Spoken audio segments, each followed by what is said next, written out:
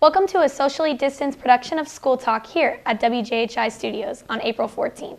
I'm Abby Hammock, and here with me is Superintendent of GCCS Schools, Mr. Loeffner. How are you today, sir? Great, and thanks for having me back. Yes, of course. Let's go ahead and start today talking about the facility updates. What's the latest on the facilities we're working on, and can you give us a scheduled dates of what's up to date today? Absolutely. We're finally getting to a point where we're starting to see or set dates for groundbreaking. And the first one that's coming up is for our new elementary in Charlestown, which will be called Charlestown Elementary. We're looking at a groundbreaking date of June 2nd, which is coming up quick. The Pike Elementary School here in Jeffersonville, we're looking at sometime in August to have the groundbreaking ceremony for that. And then, the construction crews will get started right away. Then it'll take about 18 months to 2 years to finish both those new elementaries. So the open date for both elementaries is July of 25. That's when we plan on opening those schools to students, and they'll be great facilities. Most people have seen the renderings. They'll be absolutely fantastic facilities. And some other things we're working on in terms of projects. We have some projects going on at Riverside Elementary where we're adding 6 new classrooms. That'll be done within the next month. Wow. 2 will be pre-K classrooms. The rest will be just for extra enrollment, extra space. We're also building a new gym at North Haven, plus renovating the old gym into 4 new classrooms, which will also add additional pre-K space. And then also we're renovating the cafeteria kitchen area to enlarge it so they have more seating. And that'll be done probably towards the end of the summer. And then we're just finishing up classrooms at Utica Elementary. We added 7 new classrooms at Utica Elementary. A couple of those will be used for pre-K space because we're trying to add pre-K seats throughout the district. And those are ready to open. They'll open up. All those classrooms I just mentioned will be ready for the start of the next school year. So a lot of exciting things going on. We have some renovations that are going to happen at River Valley that'll get started in the next month. We're gonna renovate the old pool into some science labs and STEM labs, and also office space, and also redo the entry at River Valley. So the students will come in differently there at River Valley, which will really be a great update for there, and also put a new gym floor down. Both River Valley and Charlestown Middle have had the tartan rubber surface for probably 25 years that is now bubbling and worn out. So we're going to put a wood floor down in both River Valley and Charlestown, which will be great additions. Also do some bathroom renovations at both schools. So a lot of things going on. Oh yeah, it seems like there's a ton going on within the district. More specifically, our middle school is kind of based upon there. Yeah. And July of 2025 is going to be here before we really know it. Yes, it will. And I know a big thing for everybody in our community as well is our new pool and tennis facilities. Do you know when those are going to break ground, be ready? Absolutely. We just had a meeting this week with the architect and contractor. Larry Owens, the athletic director from here, Pam Hall, the principal from here. Your swim coach was at that meeting. Also a couple community members. We were looking at the final design and just making a few tweaks to the final design. The final design and drawings probably won't be done for about 4 or 5 months, and then it'll be put out to bid probably sometime in November, December. The contractor believes that they will probably start construction on the new natatorium sometime about a year from now, basically. Sometime early summer, late spring of next year, and then it'll take about 12 to 18 months to finish it. The hope is that it would open for the swim season in, I guess you'd say 25, 26 is the hope that it'll be open. It'll be a fantastic facility in terms of we've combined the football locker room that we were going to build is now combined with the pool. So it's all one building, and it'll just be an absolutely fantastic facility for the community, but the school community and the swimmers and the football players, the track teams, but also for the community of Jeffersonville and our greater Clark community, because we fully expect that the Charlestown swimmers and the New Washington swimmers will come down and use this facility also some. And it'll certainly be a facility where you can host sectionals, host regionals, host semi-states, host conference championships for for all the conference, for Charlestown's conference, New Washington's conference, and also, of course, Jeffersonville's conference. So, it's coming along. And then the other thing that you have going on here are the tennis courts and the tennis facility. That will probably be completed towards the first or second week of June. The building, the courts, they're putting color on the courts right now and lining it. That will also be a fantastic facility, not only for the school community here at Jeffersonville, but also the community in general of Jeffersonville for the community to use. But it's going to be a great facility. Like I said, it should probably be done the first or second week of June. We plan on having a ribbon cutting and celebrate that opening. Well, that's amazing. I drive by the tennis courts every day because I play softball, and I feel like every day there's constantly new renovations being done. It doesn't feel like there's just sitting there. They're constantly working and getting that ready to go. And correct me if I'm wrong, this is all paid with bonds. And I want to go back a little bit since it's been a while. How do we complete these projects while we stay tax neutral? Well, your first thing that you have to do is obviously have a vision for the project, get estimates, and figure out, all right, what's it going to cost to do this? Right. And then you have to find the funding mechanism. For school districts, that's our debt service fund, where we sell bonds, which are paid for by property taxes. We've been very cognizant of making sure that we don't raise the tax rate to do these projects. About 3.5 years ago in community meetings, I stated that we would set the tax rate at $1.10, which actually back during that time we let it fall from $1.13 to $1.10. And we said that we would set it there, and we would not raise it from $1.10, but we'd still be able to get a lot of work done. And we've held to that. Our tax rate the last 3 years has been $1.10. Moving into the future with other projects, we plan on keeping it at $1.10.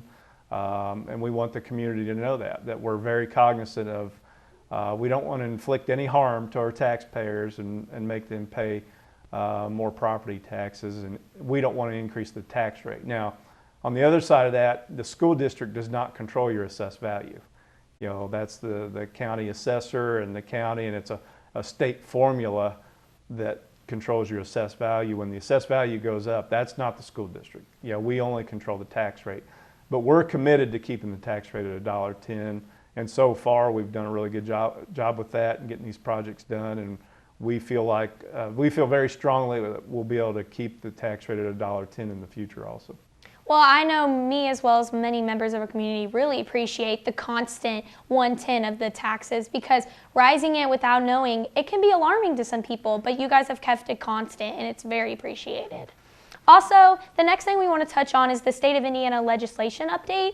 I've been told you have very important information about the state budget and vouchers. Just tell me a little bit how this will help teachers and students in all of GCCS. Yeah, obviously the legislative session is ongoing. They're getting ready to wrap it up probably the next couple weeks. The House proposed their budget, and then the Senate came out yesterday with their budget. Now, there's a lot of concerns in the House proposal because it gives 1/3 of all new money to vouchers, and that's concerning for any private school district, because obviously we've had tremendous amounts of inflation and inflationary costs, and we also still need to get our pay up. Our teacher pay, we still need to get that up. Our classified staff pay needs to go up more just because of all the inflation, and it was already too low to begin with before the inflation hit. So I would ask our community to really look into this issue and reach out to their legislators,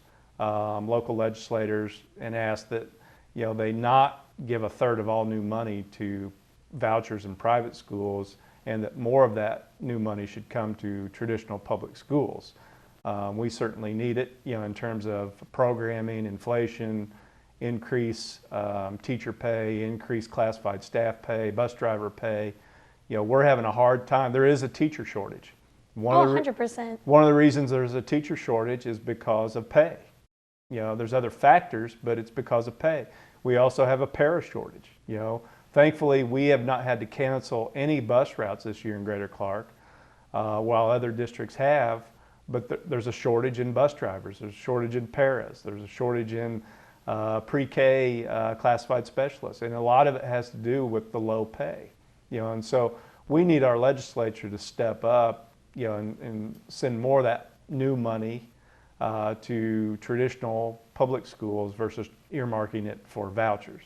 Exactly. And you've already seen, like what we were just talking about, where that money goes with our facilities and everything. The amount of money we could get for this going further into the teachers and everything would be a brand new different world of education. Yeah. Well, if you're going to attract and retain employees, especially teachers, you have to compensate them at the level they should be compensated at. And most teachers would tell you, our starting pay is $44,000 a year, while other people, other new graduates that graduate with a bachelor's degree or master's degrees, they're sometimes making twice that amount, when they start out, and definitely $20,000 or $30,000 more. And so, and the argument, well, teachers only work 10 months. Well, my argument is our teachers work really hard. They do 12 months of work in 10 months of time, and they should be compensated for that, and so we have a lot of work to do, not only in this district, but across the state, and our funding mechanism for pay for teachers and pay for classified staff, it comes from the state, and so any money they direct towards vouchers or private schools hurts us, to some extent. Yeah, my mother is a teacher as well in our district, and I see every day how much work these teachers put into it. And you're right, they need to be compensated for that. The second last thing we're going to talk about today is graduation dates. It's coming up faster than we think it is. Go ahead and list off some of the graduation dates for us and what these families should be aware of and prepared for. Yeah, we moved our dates to June 6th, 7th, and 8th. I believe New Washington is on the 6th, Charlestown is on the 7th, and Jeffersonville High School is on the 8th. It's a Tuesday, Wednesday, Thursday.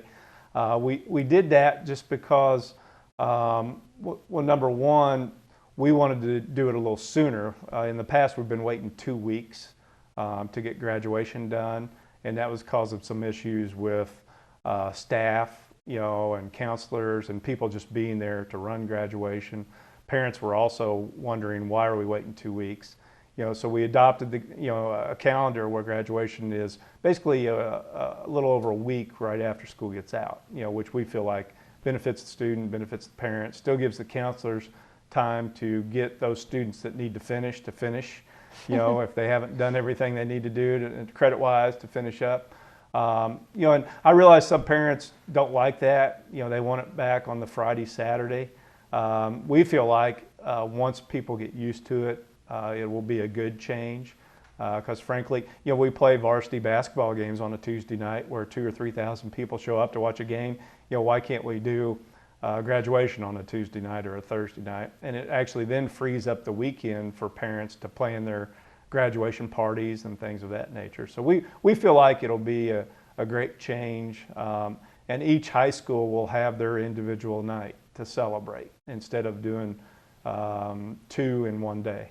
And I love that idea. I would love, because I have friends from different schools who are graduating, and I want to be able to celebrate with them and not rush school to school trying to get to those graduations. Will there still be virtual graduations going on? I believe so. We've sort of left that up to the individual high school if they want to do the virtual walkthrough. Basically, it's a walkthrough graduation, not so much virtual. But from what I understand, there's still several parents and students here at Jeff High that are signing up for sort of the walkthrough graduation where the family walks through with the graduate and they're dressed up in their graduation gear and they get the picture, and that's good enough for them. They don't want to come on the graduation night and sit through 2 hours of graduation, and that's fine. To each individual, that's their individual decision. But some of our high schools are still offering that. Yes. I personally know some people who are doing the individual walkthrough, and I know those who are doing the traditional route, and both families are happy to be able to have those options. So I think it really does bring something great to our community. Yes. And with everything going on in the world, and more specifically our community, how are we enforcing proper safety protocols for our students? Yeah, with the events in Louisville, the events in Nashville, Tennessee, we take this very seriously. And obviously we have SROs in our schools, and they play a big role in keeping our students and staff safe and secure. And we have policies and procedures that we practice with our staff. Every year we have safety plans that schools have to submit, and then they have to practice those procedures and policies. And they did that not long ago here, where we partnered with the Jeffersonville Police to do a lockdown drill. So students and staff understand what takes place during a situation like that. And the other things we do when you talk about individual threats, if a student calls in a threat or emails a threat or writes something on the wall, our administrative teams immediately, when they find out about that threat, they do a threat assessment and they partner with the SRO or the local police office, whether it be Jeffersonville, Charlestown, or the county in regards to New Wash, and they try to identify whether that threat is credible. And they also investigate and try to find out who did it. And I think that's the important thing right now, because what happens when you have situations like what happened in Louisville and Nashville and around the United States, then you have people sort of, I don't want to say copycat, but then want to make comments in class or write things on the wall, in the bathrooms. My message to the parents is, please have a conversation with your child on making sure they are careful in what they say in school, what they write down on paper, what they write on a bathroom wall or stall, because on our side of things, we're going to take it very seriously, and we're going to investigate it. And if we find the student that did something like that, 9 times out of 10 or 10 times out of 10, that student's going to get arrested, and they're going to be taken to jail, because we take all threats as credible, until they're proven otherwise. And I hope our parents have conversations with their children, especially the younger ones, elementary and middle, that don't make casual comments about threatening schools or threatening another child in the school, because it has the potential of getting you in big legal trouble. Because we're going to investigate it and pursue it as a credible threat until we're proven otherwise. And obviously we're going to get the police department involved in it. And that's really reassuring, because the world can be a scary place, but knowing that I can come to school and that those things are being seriously taken care of and not just thrown under the rug, and it's actually being taken as a real threat, is very reassuring to me, as well as many students and parents, to know that our kids' safety is number one within our schools. We take it very seriously. Whether it's a casual comment in the hallway that somebody overhears and then shares that with the principal, or something that another student sees written down on another child's paper and reports it to the administrative team, we're going to investigate that very seriously, and there will be consequences. That's the world we live in, and that's the way that we have to handle these things. On a more positive note, before we wrap up everything, do you have any messages to students as we're near the end of the semester? It's going to be here before we know it. Well, just enjoy it. Well, and finish up strong. I know when the weather gets nice and everything, thunder's approaching and the Derby and all that, your mind turns to other things. But I would ask our students to make sure you finish strong, get your work done, get your credits, finish out getting good grades, and then enjoy the summer. And for the graduates, it's an exciting time. It's sort of ending one phase and starting a new one. And I want to congratulate them, number one, for reaching this stage, but also they should be excited that they're getting ready to enter into a new phase of their life. And hopefully we are a big part of preparing them for that.